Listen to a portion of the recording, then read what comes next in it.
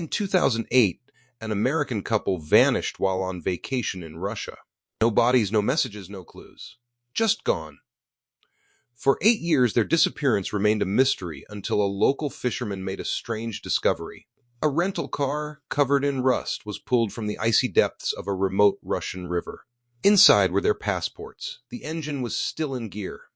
And what investigators found in the trunk changed everything.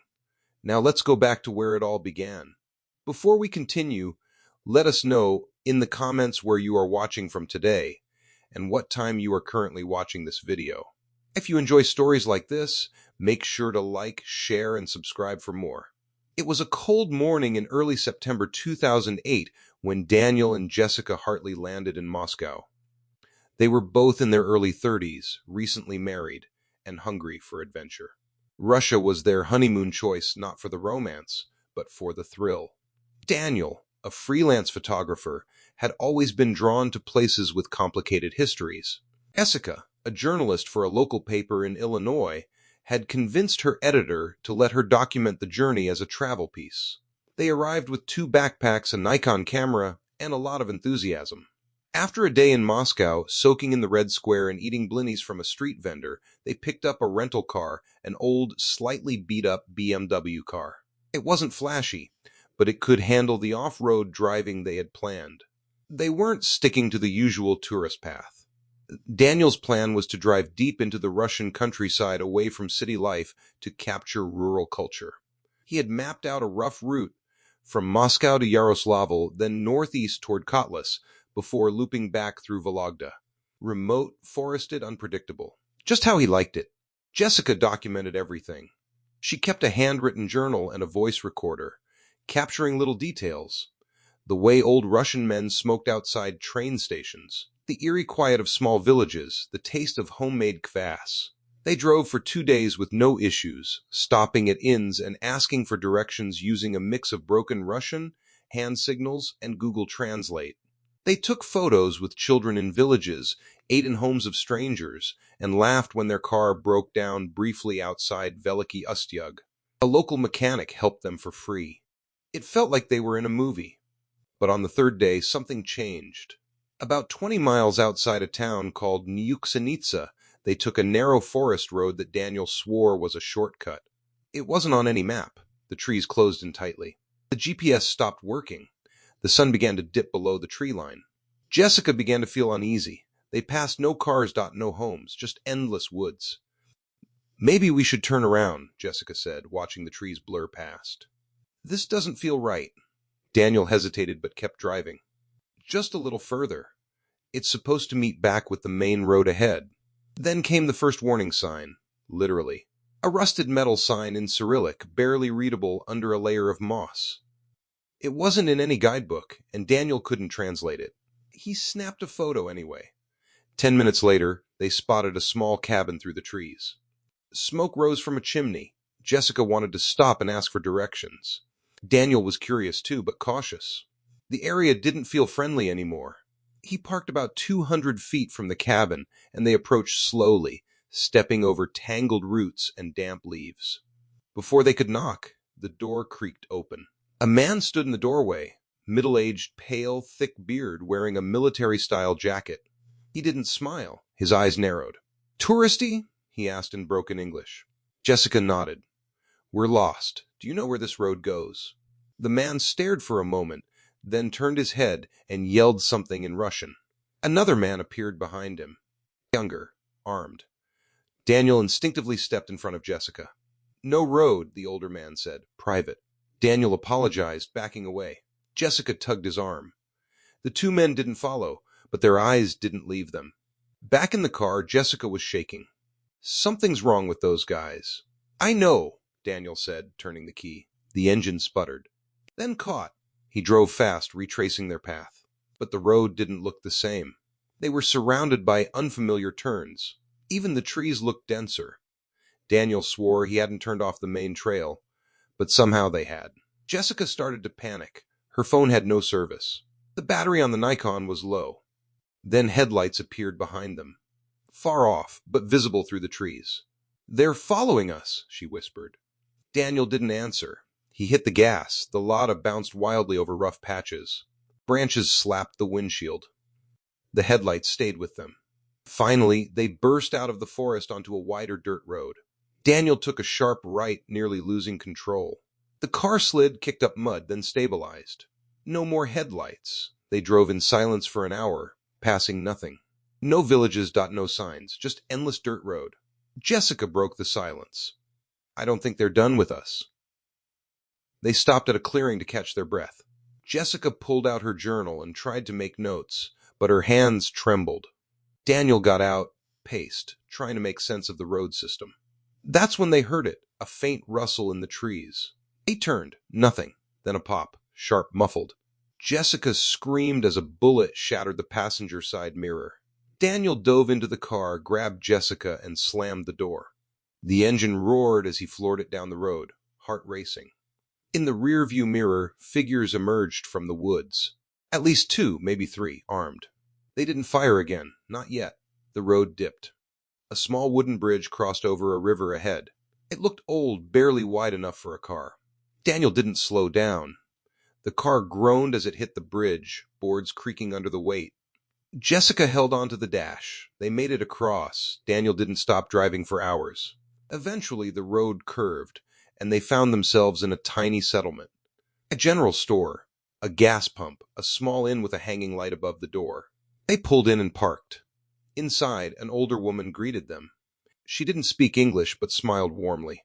Jessica mimed the universal sign for sleep, hands together by her head. The woman nodded and led them upstairs. That night, Jessica locked the door, set a chair against it, and didn't sleep. Daniel stayed up writing a message on his laptop. Something felt wrong, like they'd seen something they weren't meant to. He emailed it to himself, just in case. The subject line read, "If anything happens to us, start here." Morning came with a fog thick enough to erase the world. The sun hadn't fully risen and the small inn was quiet. Jessica stirred first. Her eyes went to the chair still braced under the door. Still untouched. Daniel was asleep on top of the covers, arms folded, his laptop resting on his chest. Jessica got up, tiptoed across the creaky floor, and checked the window. The road outside was empty. A dog barked in the distance. She woke Daniel gently. "Time to move," she whispered. "We can't stay here," Daniel rubbed his face. "Did you hear anything last night?" "No, but I still don't feel safe." Downstairs, the old woman had breakfast waiting. Hot tea, black bread, boiled eggs. Jessica thanked her with a smile and handed over some rubles. The woman patted her hand and said something soft in Russian. She repeated it twice, her tone changing slightly. Daniel used Google Translate on his phone. It came back, "Be careful on the road." Not everyone forgets. Daniel and Jessica glanced at each other. No time to ask more. Back on the road, the sky cleared. They drove south toward a bigger town, Tatma, hoping to find a police station or at least decent internet. Jessica pulled out her notebook and started recording everything they could remember about the men in the woods. The cabin, their clothes, the rifle, the way they spoke. Daniel added a sketch of the rusted sign, the layout of the cabin, and the exact route they'd taken, at least what he thought it was. Then they saw it, a black SUV parked on the side of the road. Its windows were tinted. No one inside. Daniel slowed but didn't stop. Jessica reached for his arm. "Keep driving." As they passed, the SUV's engine started. "It's them," she whispered. Daniel floored it. The Lada rumbled forward, the engine pushing harder than ever. Jessica kept looking back. "They're gaining." The SUV was modern, faster, cleaner. It wasn't hard to catch up. Daniel took a sharp left down a side path, gravel flying from under the tires. The Lada bounced, nearly losing control. Branches scraped the windshield. Mud splashed high as they powered through puddles. "Where does this lead?" Jessica asked. "I don't know." The SUV followed, kicking up dust. A loud bang echoed, gunfire that struck the back bumper. Jessica screamed, crouching low. "Keep your head down," Daniel yelled. Up ahead, the trail split. One side led toward a hilly forest, the other toward a river. Daniel took the river path. It was riskier, but maybe the turns would slow their followers. The SUV kept coming. Another shot. This one shattered the back window. Jessica covered her head with her arms. Daniel saw a small bridge up ahead, narrow, but made of stone. He aimed straight for it. The Lada jolted across, tires skidding, metal screeching. On the other side, he yanked the wheel left and headed into the trees, carving his own path. Behind them, the SUV slowed at the bridge. It was too wide to follow. Daniel didn't stop until they reached a clearing. The car sputtered, steam rising from the engine. Jessica jumped out, trembling. "Why are they chasing us?" she asked. Daniel caught his breath. "We saw something. At cabin, those men, they weren't just locals." Jessica opened the trunk and checked their things. Everything was still there, but the camera's memory card, gone. She stared at Daniel. "You didn't take it out?" "No, I thought you." They were being watched. That evening they made it to Tatma, a small worn-out town with a couple of shops and one internet cafe. Daniel parked the car in a crowded alley and walked inside, leaving Jessica to keep watch. The cafe was nearly empty. A few teens played computer games. Daniel bought a drink just to blend in, then logged onto his email. The message he sent last night was still sitting in his inbox. He forwarded it to 2 other accounts, his sister and a friend in the States, then began uploading every photo from the trip to cloud storage. It took forever. As he waited, he noticed something. A shadow behind him in the screen's reflection. He turned. Just a guy, late 20s. Pale, hood up, watching him too long. Daniel shut the laptop. He walked out quickly, pretending to be calm, but his stomach was twisting. Jessica was gone. The car door was wide open. Their bags had been pulled out and thrown on the ground. "Jessica!" he shouted. Nothing. He ran toward the corner of the alley. "Jessica!" A scream. It came from behind the cafe. Daniel sprinted around the building and saw her. 2 men were dragging her toward a van. He didn't think. He just moved. He grabbed a chunk of broken pipe from the ground and charged. One of the men turned too slow. Daniel swung hard, hitting his shoulder. The man yelped and stumbled back. Jessica kicked the other one in the knee and twisted free. Daniel grabbed her hand and they ran. Bullets cracked behind them, but they didn't stop. Not until they disappeared into the back streets, breathless. They hid inside a closed warehouse until night fell. There in the dark, Jessica cried. "I can't take this anymore." Daniel wrapped his arm around her. "We need help, real help. Cops, embassy, something." "They'll never believe us," she said. "Then we make them believe." That night, Daniel called the U.S. Embassy from a payphone. A man picked up, tired sounding. Daniel explained everything, brief, fast, raw. The man said nothing for a while. Then, calm as ever, he replied, "Where are you calling from?" "Tatma." More silence. Then leave immediately. "Head south to Vologda. There's someone who can meet you there. Do not call again. Do not return to the cafe." "Trust no one." Click. Daniel hung up. Jessica looked at him, confused. "What did they say?" He hesitated. "We're going to Vologda." She didn't ask more. Neither of them wanted to speak. Back in the Lada, they drove through the night, headlights off, guided by the moon. Neither of them knew what they were walking into. But they knew one thing now for sure. This trip was never about sightseeing. It was survival. The road to Vologda was narrow and rough. Most of it was dirt, and their old Lada groaned every few miles, threatening to break down. Daniel gripped the wheel tight. Jessica watched the mirrors nonstop, jumping every time she saw headlights, even if it was just a truck passing in the opposite direction. Neither of them spoke much. By sunrise, they reached the outskirts of Vologda, a city bigger than anything they'd seen since Moscow. Apartment blocks lined the road, dull and gray. Markets were opening, buses hissed to a stop, and people walked to work like it was any other day. But for Daniel and Jessica, this was life or death. They parked behind an abandoned building near the city center. Jessica wrapped a scarf around her hair and wore oversized sunglasses. Daniel put on a hoodie. They moved like ghosts, invisible among the morning crowd. The embassy contact had said someone would meet them. But who? They waited near the fountain in a small park, surrounded by tall pines. Children played on rusted swings nearby. An old man fed pigeons. Hours passed. Jessica grew impatient.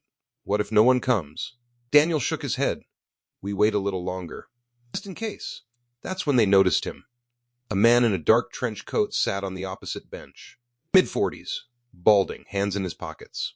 He hadn't been there earlier, but he wasn't watching the children or the pigeons. He was watching them. He stood and walked slowly toward them. Jessica tensed. Daniel stepped forward. The man didn't speak until he was a foot away. Daniel and Jessica Hartley? Daniel nodded. The man looked around, then motioned with his head. Follow me. They walked through the narrow streets until they reached a side alley. A black car waited there. The man opened the back door. Get in. Jessica hesitated. Who are you? He looked at her with no emotion. A friend of your country. It wasn't comforting, but they got in. The car pulled away silently. Inside, no one spoke. The driver wore gloves. The man beside them stared out the window like none of this mattered. Finally, they arrived at a small house on the edge of the city. The windows were boarded up. The garden was overgrown. Inside, the air smelled like dust and metal. You can rest here, the man said, shutting the door behind them. You're safe for now. Jessica collapsed onto an old couch. Daniel paced. Who were those men? He asked. The man finally looked at him. Not your average criminals. Think of them as contractors. They work for someone who doesn't like being watched. We didn't do anything, Jessica snapped. The man didn't blink. You took photos. You went somewhere you weren't supposed to. You saw someone you weren't meant to see. That's enough, Jessica stared. What did we stumble into? The man didn't answer. Instead, he pulled out a small photo from his coat and tossed it on the table. It was the cabin, same one from the forest. But clearer. No snow. A truck was parked beside it. 3 men were standing outside, armed, serious. Daniel leaned in. One of the men looked familiar. That's him, he said. That's the guy from the door. The man nodded. His name is Victor Belov, former Russian military. Went dark 10 years ago. Now works for private security firms that don't technically exist. Jessica asked, What's he protecting? The man was quiet for a moment. Then you don't want to know. Daniel stood frustrated. But we already do know. We saw it. We were there. You think we can just forget and move on? The man leaned in, voice cold. You will forget. Because if you don't, they'll find you again. And next time, you won't have the chance to run. Silence. Jessica whispered, So what now? He handed Daniel a sealed envelope. This is your ticket out. Train tickets to St. Petersburg. From there, a flight. Don't stop. Don't talk. Just go. Jessica opened it. Passports, Russian IDs with fake names, 2 burner phones. You're helping us disappear? Daniel asked. I'm helping you survive. As night fell, Daniel and Jessica slept in shifts.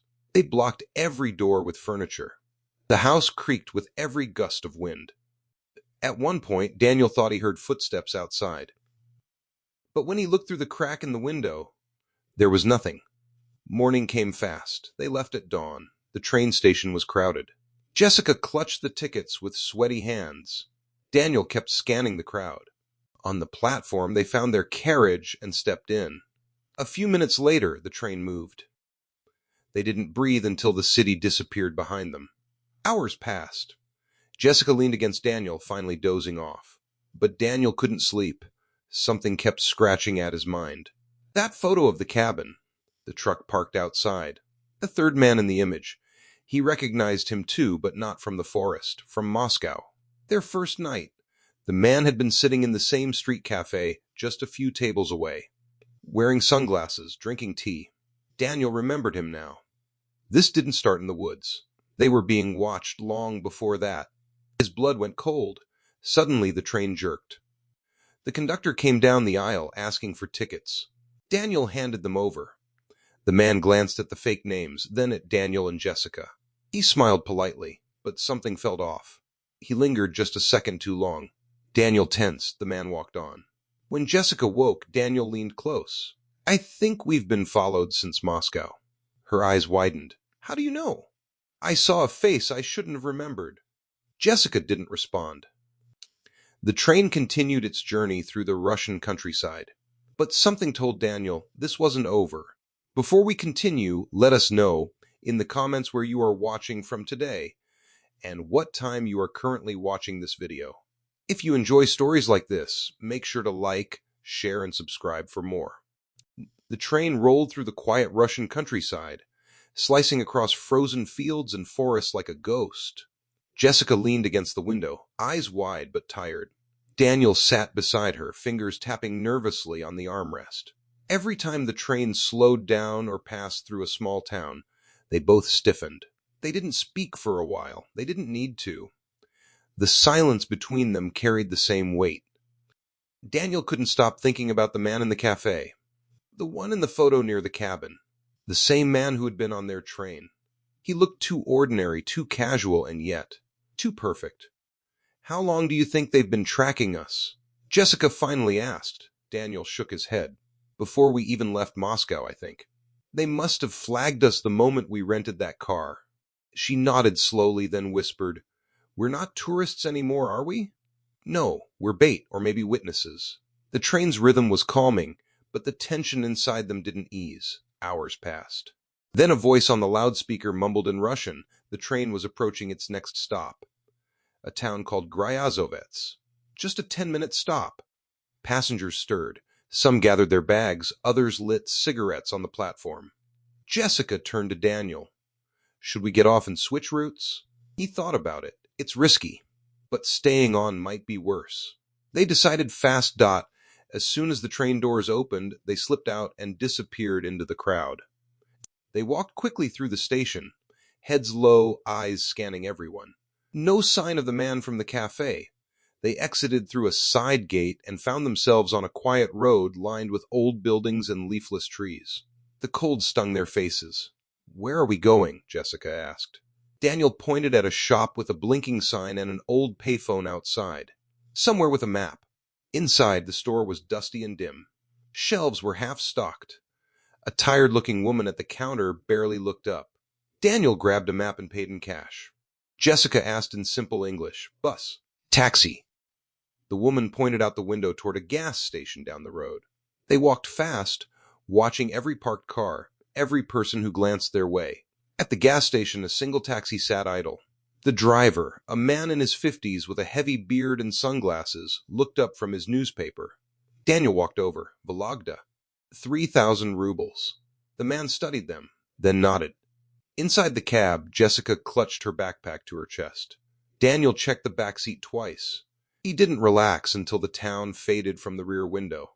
But 20 minutes into the drive, the road curved near a hill, and that's when Daniel saw it. A black SUV on the opposite lane. He ducked. "It's them." Jessica turned, panic rising. The SUV hadn't turned yet, but it might. They had to act fast. Daniel leaned forward to the driver. "Stop the car, we need to get out." The man didn't react. "Yet, we go Vologda." Daniel pulled out another wad of rubles. "Stop, now." The driver looked at the money. Then at Daniel. His eyes narrowed. That's when Jessica noticed something strange. A thin wire ran from the dashboard to a small black box under the seat. A microphone. "This guy's not a real driver," she whispered.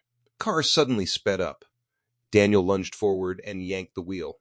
The car swerved, hit the dirt, and slammed into a small tree. Airbags didn't deploy. The engine coughed and died. Daniel kicked the door open. Jessica scrambled out behind him. The driver cursed in Russian and tried to grab Daniel, but Daniel punched him hard in the face, knocking him sideways into the steering wheel. Jessica and Daniel ran into the woods. Branches scraped their arms and the cold bit through their clothes. But they didn't stop. Behind them, the taxi driver shouted something. Then another voice answered. Multiple footsteps. Jessica ducked behind a log. Daniel grabbed a thick stick for defense. Then gunfire. A bullet ripped through a tree near Jessica's head. She screamed and hit the ground.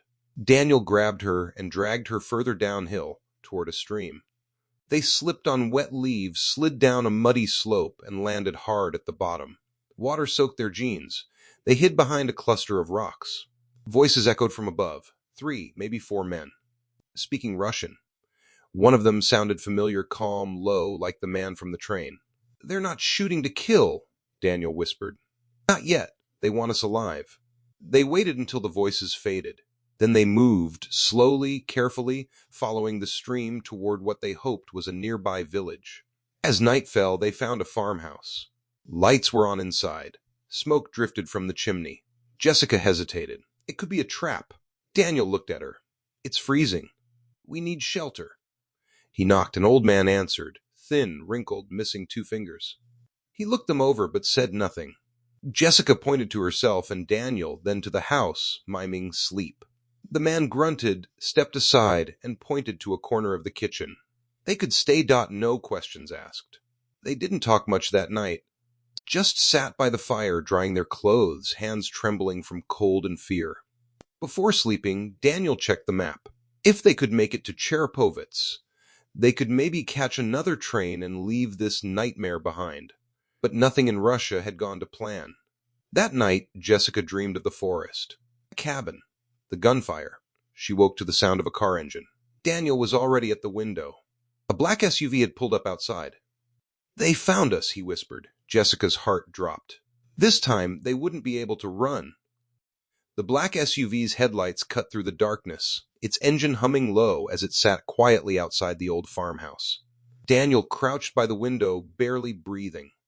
Jessica backed into the corner of the kitchen, her body shaking as her eyes darted from the window to the door. The old man who had let them in stood frozen in the doorway, staring outside. Daniel whispered, "Is there another way out?" The old man nodded slowly, then pointed to a narrow staircase that led to a cellar. He whispered something in Russian, but Daniel didn't need to understand the words. He grabbed Jessica's hand and rushed toward the stairs. The moment they slipped into the cellar, headlights shut off outside. Then came silence. Jessica and Daniel crouched behind old crates and shelves full of dusty jars.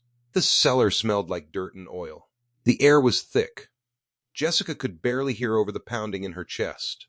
Then knocking, heavy, slow, on the front door. Daniel held Jessica's hand tighter.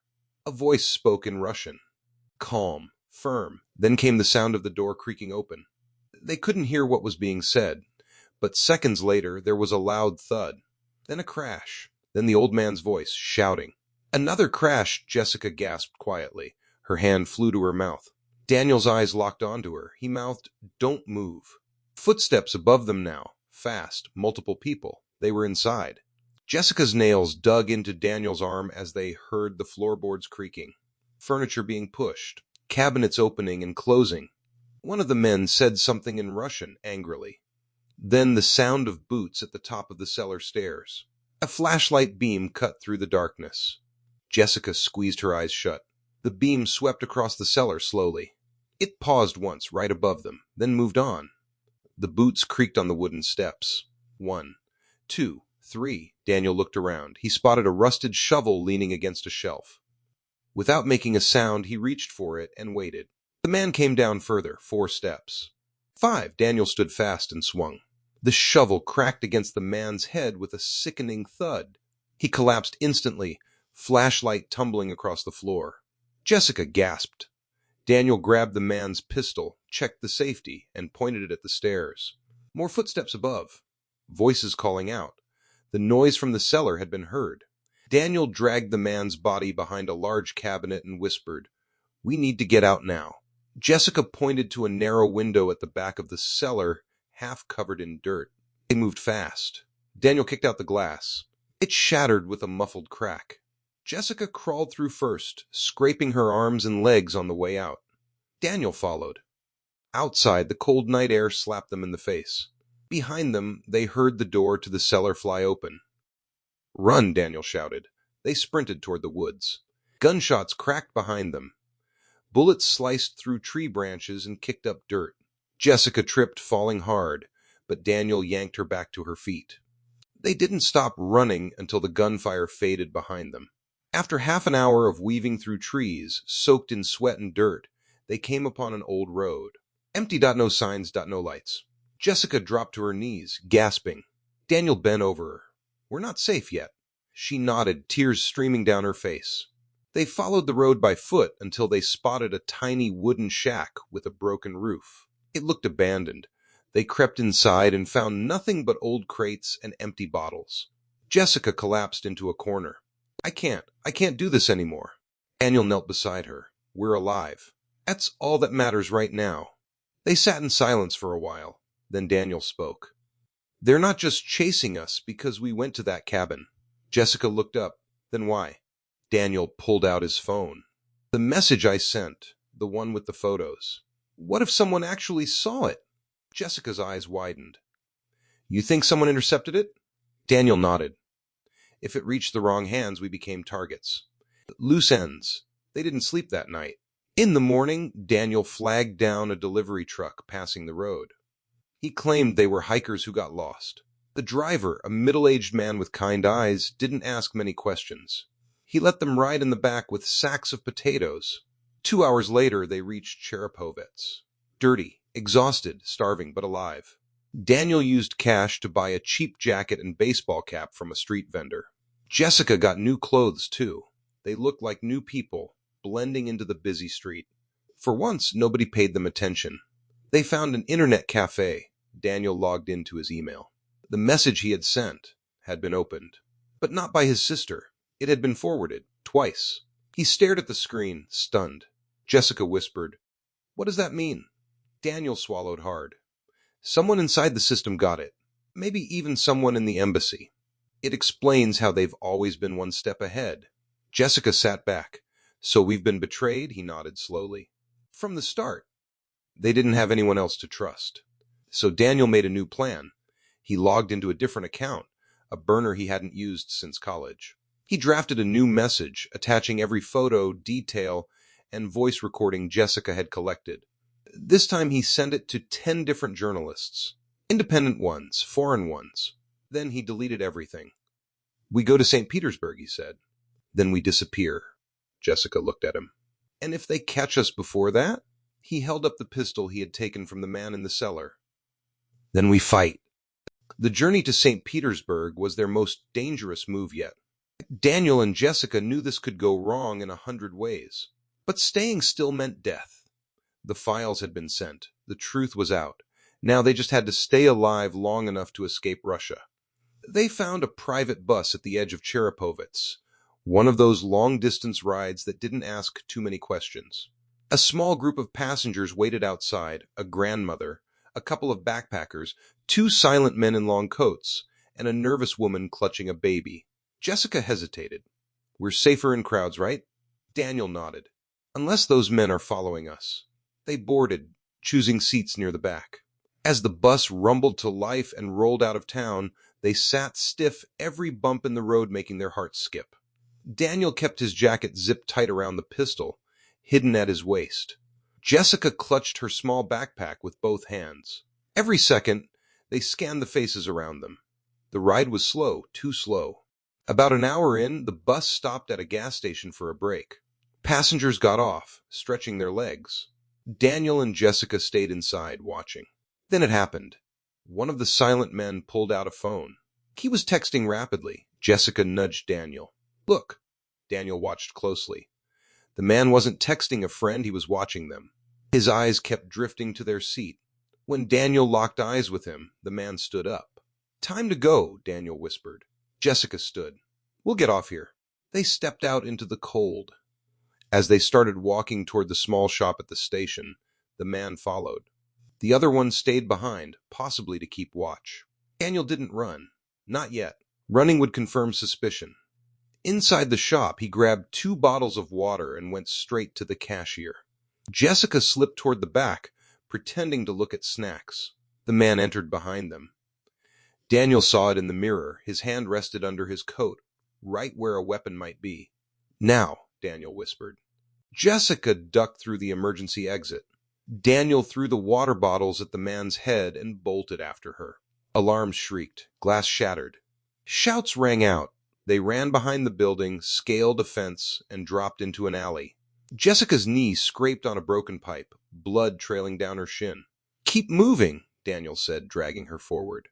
I didn't stop running until they were several blocks away. They found an open garage, snuck inside, and collapsed behind a stack of tires. Their chests heaved. Daniel peeked out the window. The men hadn't followed. "Too close," he said. Jessica nodded, wincing from her knee. "They knew we were on the bus." Daniel looked at her. "There's a leak somewhere. A tracker, maybe." They dumped everything from their bags. Food, clothes, phones. Then they found it.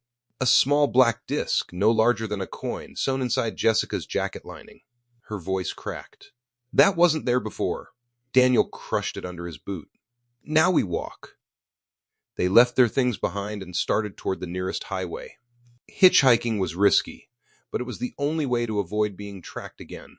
After 3 hours in the cold, a truck finally stopped. The driver was an older man hauling grain. He didn't speak English, but he understood one word: Petersburg. He nodded and waved them in. The ride was long and silent. Jessica leaned against Daniel and whispered, "I feel like we're always 2 steps behind." Daniel nodded. "We are, but we only need to win one step, the last one." They reached the outskirts of St. Petersburg just before midnight. The city lights spread out like a sea of gold, too big and too bright to hide in easily. They slipped out of the truck near an industrial park, thanked the driver with the last of their rubles, and vanished into the shadows. Daniel led them to a small train station in the southern district. His plan was simple: buy fake documents, cross the border into Finland, and fly home from there. They met the contact at a rundown coffee kiosk near the station. He wore a tan coat, a beanie, and smelled of cigarettes. His name was Ivan. "You have money?" he asked. Daniel showed him the envelope. "You have passports." Ivan smiled and handed over 2 Finnish IDs. The photos were fresh. The names were different, but the faces were right. Jessica inspected hers. "How do we cross?" Ivan scribbled something on a napkin. "There's a cargo train. Leaves tomorrow night. No questions. You ride in the last car. Quiet. No lights." Daniel hesitated. "Safe?" Ivan laughed. "Things safe anymore." Then he leaned in close. "But if you go now, you might live." They took the documents and left. At a cheap hostel nearby, they cleaned up. Jessica's leg was bruised but not broken. Daniel took watch while she slept. In the middle of the night, he heard voices outside their room. Footsteps, then silence. He reached for the gun. Suddenly, the door handle turned. Daniel aimed. A key slid in, the lock clicked.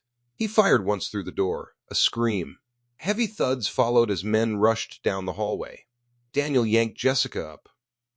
"Now." They climbed out the window and dropped into the alley, landing hard. Jessica limped, but adrenaline kept her going. They didn't stop until they reached the train yard. It was dark, cold, full of rusted tracks and long shadows. Daniel found the last cargo car. Ivan had been right, it was unlocked. They climbed inside, hid behind crates, and waited. Their hearts beat like war drums. Outside, distant footsteps echoed. Then the train began to move, slowly at first, then faster. Jessica grabbed Daniel's hand. "We're really doing this?" He nodded. "We're getting out." But just as the train picked up speed, Daniel heard it. A vehicle approaching. Fast, tires skidding. Doors slamming, then shouting. And gunfire. Bullets punched into the metal sides of the car. Sparks flew. Jessica ducked and screamed. Daniel returned fire from the small window, blindly shooting back toward the flashes. The train didn't stop. Whoever was firing gave up after 30 seconds. Then it was quiet again. The lights of St. Petersburg faded behind them. Daniel slumped down beside Jessica, both of them shaking. She looked at him. "We're not out yet, are we?" He looked out the window. "No. But this is the closest we've ever been." Before we continue, let us know in the comments where you are watching from today and what time you are currently watching this video. If you enjoy stories like this, make sure to like, share, and subscribe for more. The train shook and rattled as it cut through the northern edge of Russia. It was dark outside, the kind of darkness that swallowed everything: trees, towns, time. Inside the cargo car, Daniel and Jessica sat huddled together behind a stack of crates that smelled like rust and old rope. Their hands stayed locked. Neither said a word for hours. Every time the train slowed, their hearts pounded. They didn't know if the next stop would be freedom or a trap. By morning, frost crept through the metal walls. Their breath fogged the air. Jessica's lips were dry and cracked. Daniel had a thin line of blood where he'd been grazed by a flying metal shard during the shootout the night before. Still, they were alive. Daniel stood to stretch and peered out through a small crack in the cargo door. Forests. More endless forests. But in the distance, was that fencing? It looked like a checkpoint. Border security. He turned to Jessica. "We're getting close." She nodded but didn't smile. Closer just means more dangerous. They didn't know how border guards would react to 2 dirty foreigners hiding in a cargo train. Even with fake Finnish IDs, being caught meant prison, maybe worse. The train began to slow. Jessica crawled closer to the door, slipping her fingers through the gap. "We need to jump," she whispered. Daniel blinked. "Jump now. If we get caught crossing officially, it's over." He hesitated. Then he saw the same fencing she did. Spotlights, checkpoint towers. Okay, he said, when I count to 3. They stood. 1. The train creaked and hissed, starting to break. 2. Jessica moved to the edge. 3. They jumped. Jessica landed hard and rolled into the snow. Daniel hit his shoulder against a tree trunk and let out a sharp yell. But they got up, no alarms and no shouts. They scrambled through the woods, following a narrow, frozen river that seemed to run parallel to the tracks. Which way's Finland? Jessica gasped, limping again from her earlier injury. Daniel pulled out a torn page from a tourist map he'd hidden in his sock. West, we follow the river. 2, maybe 3 miles. Branches slapped their faces. Ice crunched under their boots. Their clothes were soaked, their fingers numb. But they didn't stop. The sky lightened slowly as they moved, 1 foot after the other, until Jessica stopped. Daniel. He turned. She pointed ahead at a wooden post with 2 flags painted on it. The colors were faded, but still clear, blue and white. Finland. They stood in stunned silence for a moment, too exhausted to cheer. Then footsteps, behind them, rapid. Snapping branches. Daniel pulled the pistol from his waistband and spun around. 3 men. One of them was Victor Belov, the same man from the cabin, the photo, the ambush. He wasn't smiling this time. Jessica screamed, "Run!" They sprinted toward the border post, but Victor shouted something in Russian and fired. A bullet slammed into the ground inches from Jessica's feet. Another ripped through Daniel's jacket, missing flesh by a thread. They dove behind a cluster of rocks. Daniel fired blindly back, forcing the men to scatter. "Keep moving!" he shouted. They crawled through the trees until they reached a wire fence. On the other side, flat land, a road, and a distant tower with a security camera. Jessica pointed. "That's Finland. We're literally 1 fence away." Daniel knelt and used the pistol to smash the old lock on a gate in the fence. It took 3 tries. Finally, it broke. They pushed through, barely a second before another round of gunfire cracked behind them. On the Finnish side, Jessica collapsed. Daniel grabbed her and kept dragging her forward until headlights lit up the hill ahead. 2 Finnish border guards stepped out of a truck, shouting in their language. Jessica raised both hands. "Please.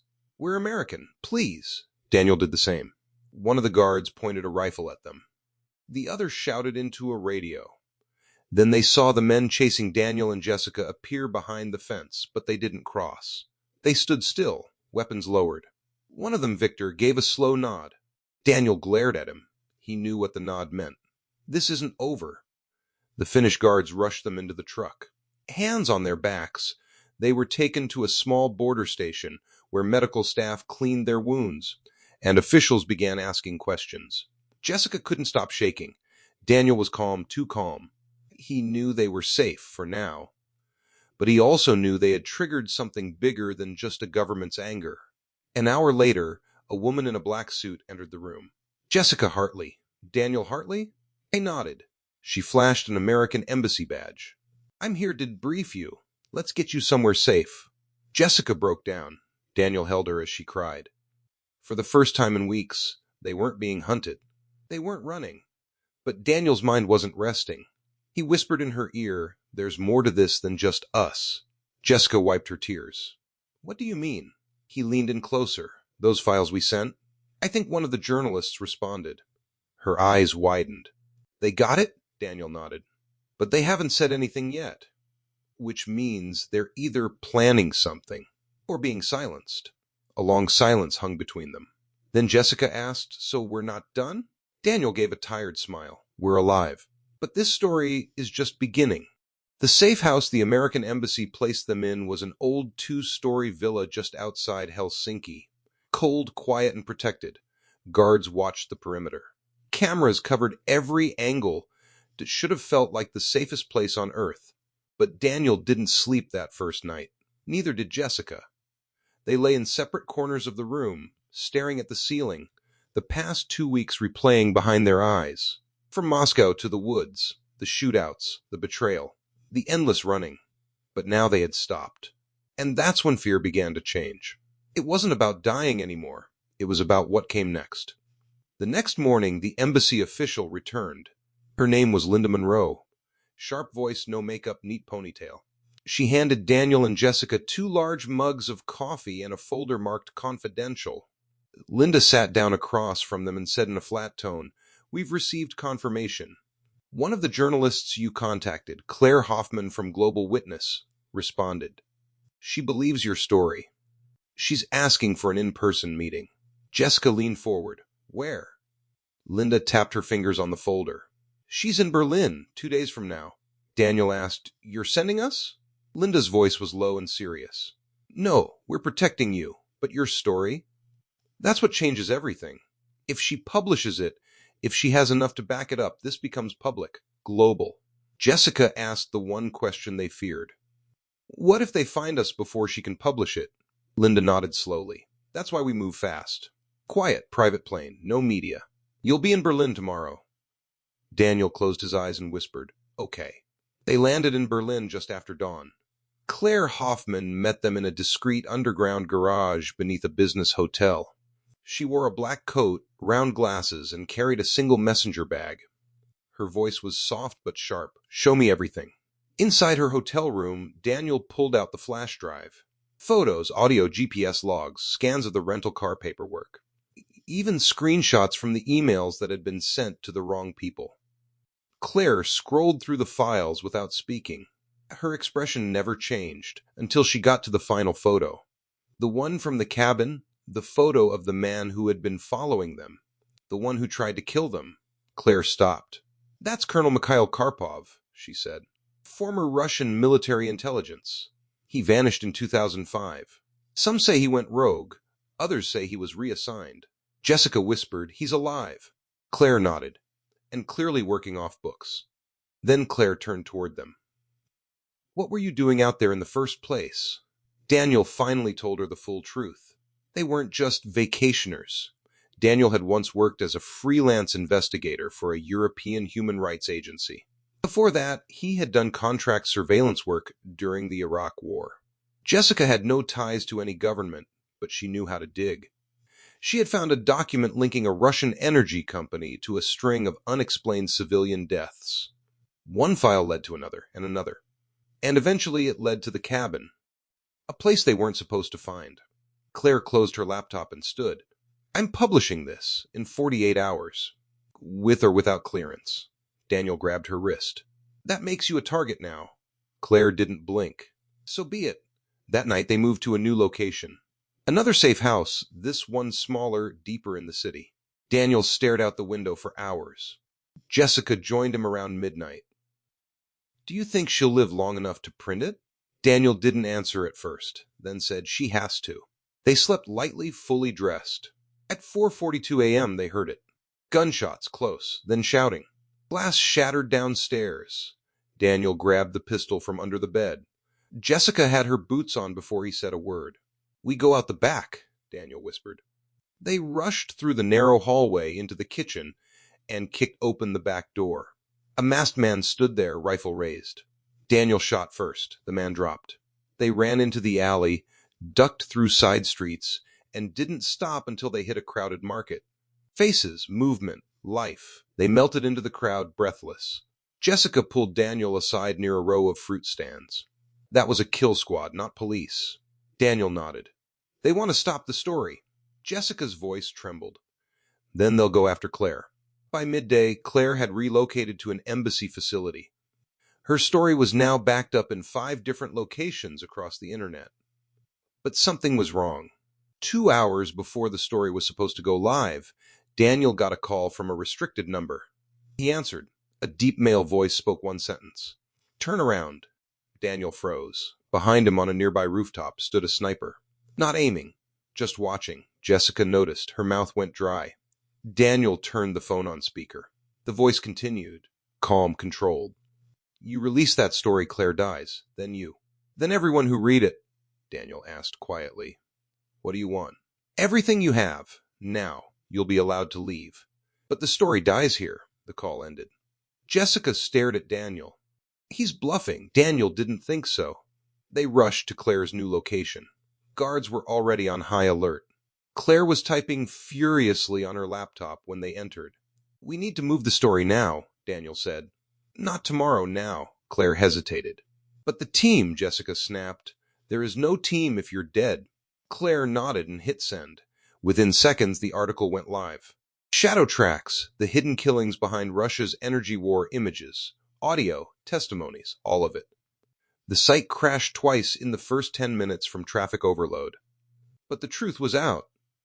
That night, Daniel and Jessica sat on a rooftop watching Berlin glow in the dark. They didn't talk, didn't celebrate, didn't even smile, because even with the story out, the danger hadn't passed. In fact, it had only just begun. Berlin was noisy that night, sirens, traffic, TV screens in every bar showing the same breaking news. American couple uncovers dark Russian secret. Headlines in bold, faces blurred. Reporters chasing answers they didn't fully understand. Daniel and Jessica stayed off the grid. No hotels, no credit cards. Their names had become dangerous again, not just in Russia, but globally.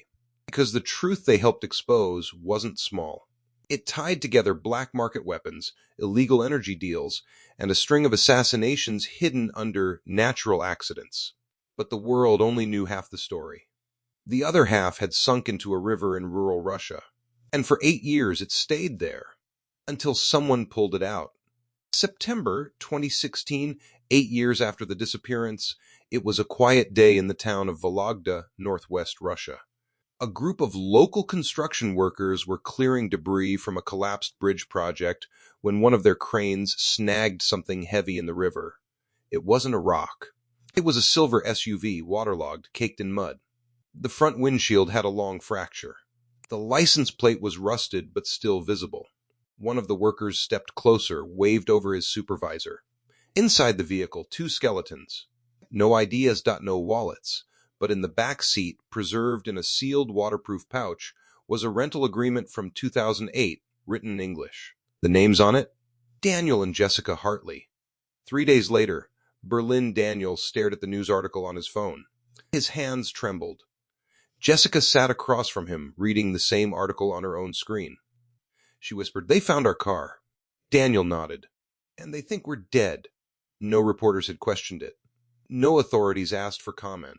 Everyone assumed the American couple had driven off the road, crashed into the river, and drowned. 8 years ago. Daniel put the phone down and leaned back. Jessica exhaled. "It's over," he nodded slowly. "It has to be." They looked at each other. For the first time in years, no one was watching. No one was chasing. No one was hunting them through snowy forests or crowded stations. To the world, they were gone. And that was exactly what they needed. 2 weeks later, northern Canada, the snow was fresh, the cabin small but warm. Far from cities, far from noise. Daniel chopped wood outside. Jessica stirred soup inside. They had new names now, new documents, a new life. No phones. No internet, only a radio. They listened to it each morning. The story had stayed alive for a few weeks, then faded like they knew it would. People moved on. The media found a new headline. But somewhere deep down, Daniel knew the people they exposed hadn't forgotten. They had simply paused, gathering their next move. And so Daniel and Jessica were always ready. They didn't talk about the past much anymore. But sometimes late at night, Jessica would whisper, "Do you ever think about the cabin?" Daniel would nod. Every day. And across the ocean. In a dimly lit room in Moscow, a man sat at a long table, a glass of vodka in one hand, a photo in the other. The photo showed a silver SUV being lifted from a river. Another photo underneath it showed Daniel Hartley, dated from last year. The man didn't speak. He just circled Daniel's face with a red pen. Then he slid the photo into a black folder marked unfinished and locked it in a drawer. If you like this story, make sure to like, share, and subscribe. Also an other to strengthen our community. Let us know in the comments where you are watching from and what time you are currently watching this video.